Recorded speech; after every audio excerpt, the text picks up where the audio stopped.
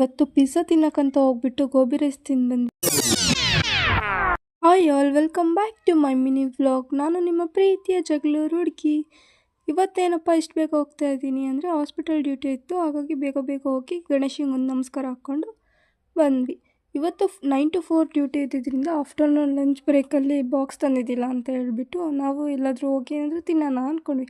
ಅಷ್ಟರಲ್ಲೇ ಎಲ್ಲರೂ ಪಿಜ್ಜಾ ತಿನ್ನಬೇಕು ಅಂದಿದ್ದಕ್ಕೆ ಬಂದ್ವಿ. ಯಾವ ಶಾಪ್ ಓಪನ್ ಇದ್ದಿದ್ದಿಲ್ಲ, ಇದೊಂದೇ ಶಾಪ್ ಓಪನ್ ಇದ್ದಿದ್ದರಿಂದ ನಾವು ಹೋಗಲಿ ಆಯಿತು ಇಲ್ಲೇ ತಿನ್ನೋಣ ಅಂತ ಬಂದ್ವಿ. ಇವರು ಕ್ಲೀನಿಂಗ್ ಒಂದು 15 ಮಿನಿಟ್ಸ್ ಆಗುತ್ತೆ, ವೇಟ್ ಮಾಡ್ತೀರಾ ಅಂದರು.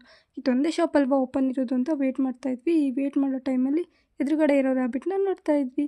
ಆಫ್ಟರ್ ಲಾಂಗ್ ಟೈಮ್ ಎಲ್ಲ ರೆಡಿ ಆಯಿತು, ಹೋಗಿ ಕೇಳೋಣ ಅನ್ನೋಷ್ಟರಲ್ಲಿ ಅವರು ಸಾರಿ ಮ್ಯಾಮ್ ಕರೆಂಟ್ ಇಲ್ಲ ಅಂದ್ಬಿಡ್ಬೇಕಾ ಗೈಸ್. ಮುಖ ಮುಚ್ಕೊಂಡು ವಾಪಸ್ ಬಂದುಬಿಟ್ವಿ. ಈ ಥರ ಯಾರಿಗೂ ಆಗಬಾರ್ದು ಅಂತ ಅಂದ್ಕೊಂಡು ಇಲ್ಲೇ ಬಂದು ನೋಡಿದರೆ ಇಲ್ಲೊಂದು ಲಸ್ಸಿ ಶಾಪ್ ಇತ್ತು, ಇಲ್ಲಿ ಎಲ್ಲ ಥರದ ಸ್ನ್ಯಾಕ್ಸ್ ಸಿಗುತ್ತೆ ಅಂತ ಹೇಳ್ಬಿಟ್ಟು ಹೋದ್ವಿ. ಇವ್ರು ನೋಡಿದರೆ ಎಲ್ಲ ಇದೆ ಬನ್ನಿ ಏನು ಬೇಕೋ ಆರ್ಡ್ರ್ ಮಾಡಿ ಅಂದರು. ಪಿಜ್ಜಾ ಅಂದ ತಕ್ಷಣ ಸಾರಿ ಮ್ಯಾಮ್ ಕರೆಂಟ್ ಇಲ್ಲ ಅಂದ್ಬಿಟ್ಟು ಈ ಥರ ಯಾರಿಗೂ ಆಗಬಾರ್ದು ಅಂತ ಅಂದ್ಕೊಂಡು ಮತ್ತೆ ವಾಪಸ್ ಹೊರಟ್ವಿ ಗೈಸ್. ಹಿಂಗೆ ಆಗಿಬಿಡ್ತು ಅಂದರೆ ಎಷ್ಟು ದೂರದಿಂದ ನೆಟ್ಕೊಂಬಂದ್ವಿ ನಾವು, ಆದರೆ ಒಂದು ಸೈಡೂ ಸಿಗಲಿಲ್ಲ. ಲಾಸ್ಟಿಗೆ ಇಲ್ಲಿ ಯಾವುದೋ ಗೋಬಿ ರೈಸ್ ಅಂಗಡಿ ಸಿಕ್ತು, ಅಲ್ಲೇ ಹೋಗಿ ನೋಡಿದರೆ ನೋಡಿ ಎಷ್ಟು ಕ್ರೌಡ್ ಇದೆ.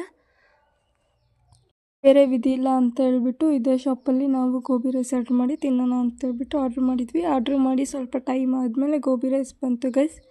ಗೋಬಿ ರೈಸ್ ತಿನ್ಕೊಂಡು ಹಂಗೆ ನೂಡಲ್ಸ್ ಕೂಡ ಆರ್ಡ್ರ್ ಮಾಡಿದರು, ಅದನ್ನು ತಿನ್ಕೊಂಡು ಹೊರಡ್ತಾಯಿದ್ದೀವಿ. ನೂಡಲ್ಸ್ ಏನು ಅಷ್ಟೊಂದು ಚೆನ್ನಾಗಿದ್ದಿಲ್ಲ, ಬಟ್ ಗೋಬಿ ರೈಸ್ ಚೆನ್ನಾಗಿತ್ತು, ಟ್ರೈ ಮಾಡಿ ನೋಡಿ. ಇದಾದಮೇಲೆ ನಮ್ಗೆ ಫ್ರೆಂಡ್ಸಿಗೆ ಗೋಲ್ಗಪ್ಪ ತಿಂದಿಲ್ಲ ಅಂದರೆ ಸಮಾಧಾನನೇ ಆಗೋಲ್ಲ. ಲಾಸ್ಟಿಗೆ ಗೋಲ್ಗಪ್ಪದಿಂದ ಎಂಡ್ ಮಾಡಿದ್ವಿ. ನೀವೇನೇನೆಲ್ಲ ತಿಂತೀರಾ, ನಿಮಗೇನು ಇಷ್ಟ ಅಂತ ಕಮೆಂಟ್ ಮಾಡಿ. ಮತ್ತೆ ಸಿಗೋಣ.